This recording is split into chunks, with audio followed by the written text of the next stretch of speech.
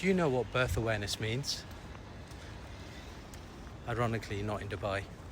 Anthony de Mello described it as awakening to your true self, recognizing how we live unconsciously, driven by attachments, fears, and the expectations of others. Most people are born, but never really wake up. I've been thinking about that a lot because for 2 decades, I was on the treadmill of constant achievement. Distinction in surgery at medical school, prizes, national awards, training program director, international recognitions, lectures, assistant professor, academic titles.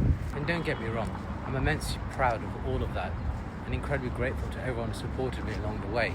But last year I found myself asking, is this it? I realised I'd built a life around expectations from society, from family, from the system, and especially from myself.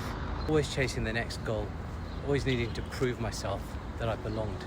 And it's something I've seen in a lot of high achievers, in the children of immigrants particularly, in those with this inbuilt imposter syndrome, that constant need to show you deserve a seat at the table, to prove you deserve to be there, ironically now more than ever. Then one day I realised I hadn't built a life, I'd built a CV, and that's when I started to wake up.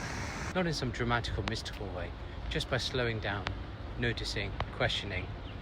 Who am I when I'm not performing? What do I value when I'm not chasing the next milestone? Who do I become when I live from awareness and not an autopilot? That's what de Mello meant by birth awareness. It's not spiritual fluff, it's psychological freedom, and it's completely changed how I show up as a doctor, as a father and a husband, as a human being, because I finally started listening to myself. And now I want to build, create, teach, heal, but on my terms, with awareness, not just achievements for achievement's sake. So ask yourself, are you really awake? Or are you just living out a dream that someone else wrote for you?